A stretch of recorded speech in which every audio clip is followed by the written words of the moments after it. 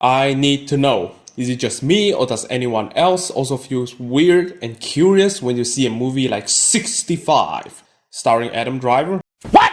The man who has been praised and dubbed soon to be the greatest actor of his generation. The man who managed to be the only thing that is remotely interesting before Disney completely shits the bag until they couldn't do a thing to save it. I gotta stop myself from bashing Star Wars. The man who gave excellent performance after excellent performance, no matter if the movie is good or bad. Well, at least he got paid. They better be. This is gonna be a big stain on his career. Hate this!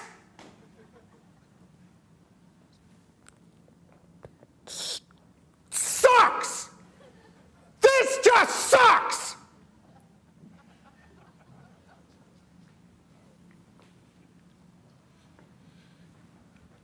Hey, I'm Adam Driver, and that's my best story ever.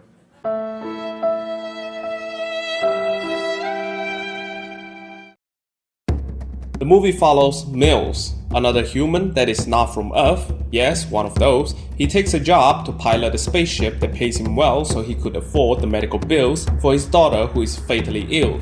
Yes, one of those. On the journey, an accident happens and he is stranded on an unknown planet that happened to be Earth during the final period where dinosaurs are still walking the surface of the Earth. Him and a little girl survivor have to journey across the land in order to find their only chance of leaving the planet alive. This movie is not something like Interstellar or Tenet. Those kind of sci-fi will just shatter everyone's mind and creativity, and it can be sold just by the creativity alone. This movie is a popcorn movie, so the chances for a rich and deeper meaning story is less as the studio make this film with making money as the priority. The concept of the film is kinda interesting to me after watching it. An alien landed on Earth before humans ever did, fought all these Earth creatures as some kind of alien threats, but the movie has a very hard time to find the tone that it wants to lean into. The opening, I was immediately thrown into Mills' motivation and story, which is awesome. The scene feels sweet and tragic, and I think it really set the stage pretty competently. Then it turns into an adventure movie where the accident happened and I got some Castaway style lonely character scenes, which flies too really fast, and it needs to be watched to later parts to fully understand the character's thought process in this part, or else it feels like nonsense. Then it started to build up the horror stuff by teasing but not showing, which is good. But then the rest of the movie started to turn into a jump scare fest. Like literally. Literally? All the scare or tense scene are jump scares. And after the first time, which I didn't even get scared, I've already got used to it, and the rest of them are just a cheap way to get a reaction.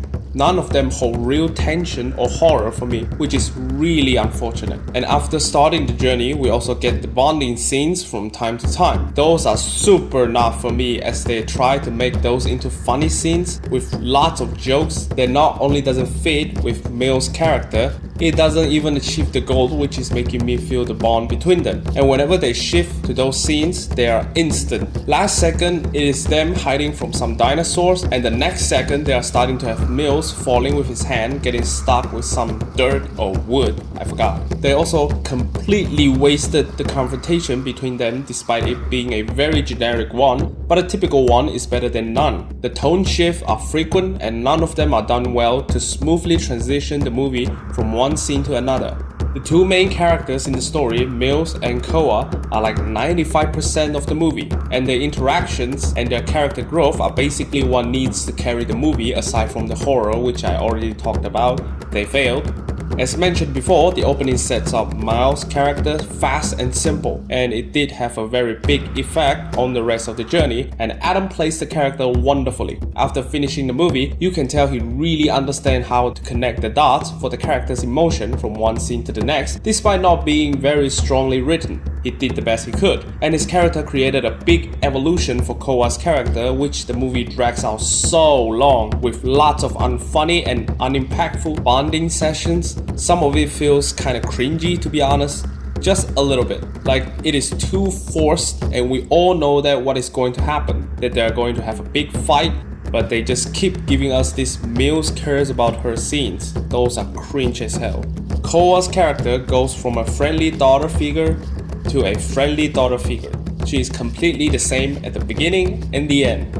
except now she went on an adventure with Adam Driver. But she did give me the feel of a strong and independent character that doesn't need to be saved all the time. She is smart and quick-witted, which allows her to have some awesome problem and situation solving scenes on her own. One particular with a very small dinosaur, that one is awesome. And the big confrontation between the two characters that needed to happen did happen, but nothing big or character breaking took place. Mills just talks in English, which she is not fluent in, and everything is just suddenly fine. She doesn't hate him or anything anymore. They are back to being good pals again. I watched the cringy setup for so long and the payoff never come. Instead, I got these super tensionless and out of nowhere action scenes that don't even make any sense and are full of forced emotions.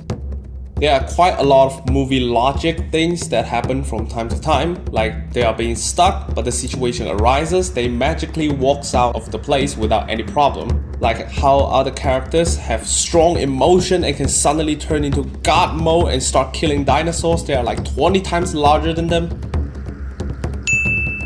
Just prepare for those. There are some more than expected in this movie. If you can accept them, then it won't be a big problem. If you can't, then you will be pissed off from time to time, especially towards the end. The CGI is pretty good at first, then it started to have some very fake looking CGI, mainly during daytime as the movie progressed. And the last battle has some pretty bad green screen and lighting, which reminded me of for a second, which is not great. It is really terrible because Red Notice, if you didn't know already, is complete garbage. The shit in the septic tank.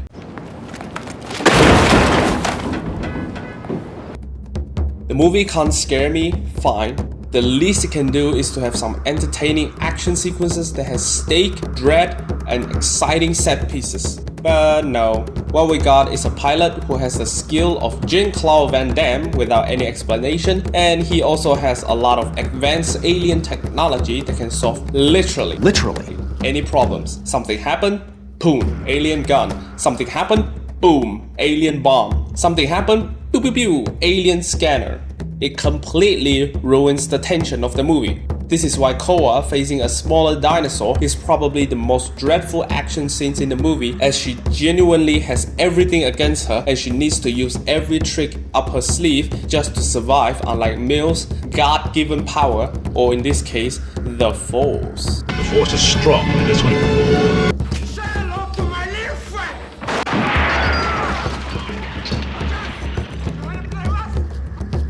The movie sets out to be a popcorn movie, it is pretty clear about that. It even left room to have sequels, but even so, it fails spectacularly. It is boring as hell, it is tensionless, unfunny, and cringe sometimes. The characters and the setting have potential, but they are completely wasted. The action is bad and has questionable cinematography in one scene in the cave with a device. Is it cool? Kinda. Does it fit in? No, it is pretty clear that they are trying to copy the Suicide Squad. The saving grace is the brilliant performance by Adam Driver, which is completely ruined by the script and the independence of the girl, which does not define her or should define any female character, is really the only good thing about her in this movie. So, if you don't love sci-fi, don't waste your money on this. If you just want a popcorn movie, don't waste your time on this. If you love sci-fi, don't waste your time on this. If you love Adam Driver, now, still don't waste your time on this. I still have no idea how he ended up in this movie. I thought I could trust him to select a good script, but turns out there may be some legal things where he has to be in this movie, or he just really loves the script, I don't know. But I think it's just Sony wants to create a PS game for this movie, so they hired Adam to do this movie to test the water first. At least he is good at this, which means absolutely nothing with this shitty script. Adam, you let me down this time. You are as clumsy as you are stupid. No, you're not. I believe Adam is so good that this won't affect his career at all in this day and age where popcorn movies are basically mainstream and forgettable and insignificant and significant at the same time. And he still proves to be sensational even with this shit, so he is still the golden boy. And I'm still waiting for him to win an Oscar. He has the talent. Move along.